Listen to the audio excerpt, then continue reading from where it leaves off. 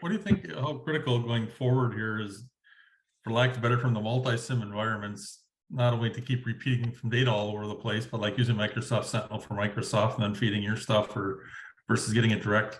How do you see the architecture evolving here? For customers to get the information they need in a timely fashion, yet keep the cost of moving data around also in line. Yeah, that one's a tough one, I think. To use an example of Microsoft Sentinel, we're currently undergoing an evaluation essentially of how we can incorporate things like, we've been doing Office 365 event sources like Right. that, but we're trying to incorporate additional third-party sources like Microsoft Defender for Cloud, which is pulling from all of these things that you're already paying extra money in many cases to get that data, to send it, and it's going to this one console. And now, like you said, you're asking, you want us to now push it into another console so that we can see it. It's not an easy answer. I think that one of the benefits that we have, at least at Rapid7, with a unified solution, having all that pulled into one platform, is we do have the visibility to be able to see across all of these different event sources. If you're solely relying on something like logging into your Microsoft Sentinel console, or you're logging into your EDR console, or whatever, all these disparate solutions, you're putting additional overhead. And so it does benefit you to send that data to somewhere that's centralized, even if it is an extra cost for the data. One of the things that we do is at Rapid7, we don't charge for any of that data. You pay one flat fee, and we basically say, please give us everything that you have, because as security professionals, it is imperative for us to have that data to be able to correlate across things, to be able to determine if something is a true positive, if you will, or something that's basically benign. We started off with the managed detection response service ingesting all process start events, for instance, and storing all of those process start events from all of our endpoints that we were monitoring, whereas in the product previously that wasn't something that was a function. And we did it because we realized that we need that data. We need to be able to do process ID walking and trace things back to where they actually came from. We, over time, released that to our product base as an additional solution, and we're continuing to basically bring that to the masses, just as a singular example. But having the data enables us to do our jobs effectively. If you don't have that data, you might not be able to do it. So yes, how do you solve like the whole problem of having to do all of these additional data sources and pay the additional fees to get the new logging? I think that everybody's going to continue to try to drive things to their own solution, right? Like, we want you to use our solution. Microsoft wants you to use their solution.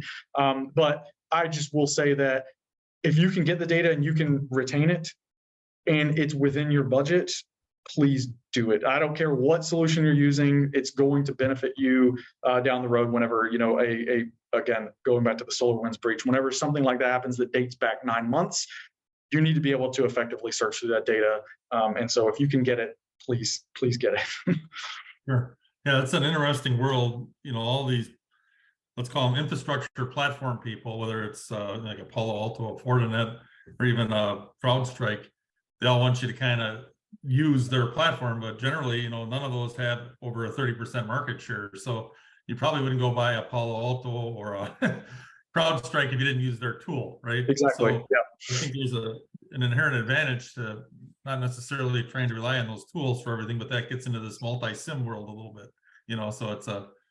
Yeah, and that goes back to, like I said, like we like to say we were XDR before XDR was cool, because we've been doing it longer than pretty much anybody else in the industry. You have pure play EDR and then managed EDR now getting into the SIM world. We're not an EDR solution. Let me be very clear. Our endpoint agent has some capabilities to do quarantining of assets and things like that, but we always recommend you have a multi-layered approach.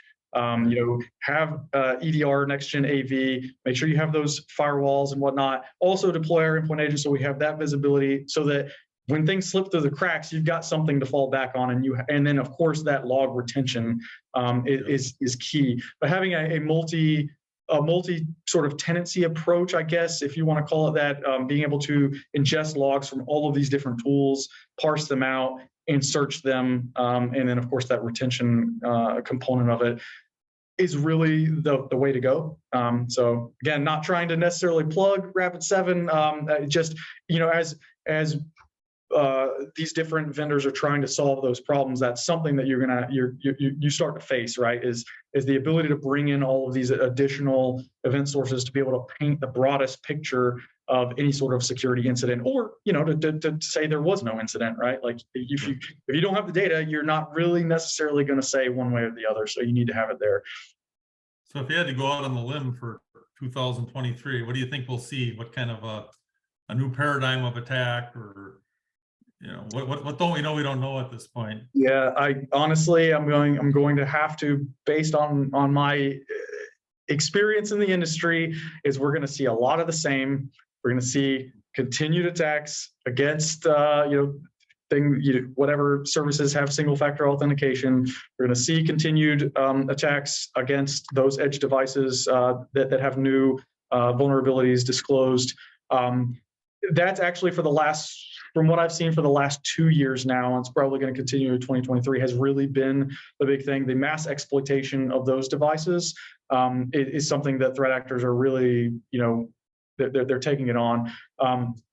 It's because it's easy. It's one of those things, there's kind of a joke in the industry at this point. They're like, whenever one of these new edge device vulnerabilities come out, the first thing you start looking for is deployment of Bitcoin miners, because once they can mass do something, that's what they're going to do. And then you start seeing the sort of targeted approaches from more prolific threat actors coming in after the fact, because they are being a little bit more targeted in their approach, but they're still using those same easy access types of exploitation, I guess.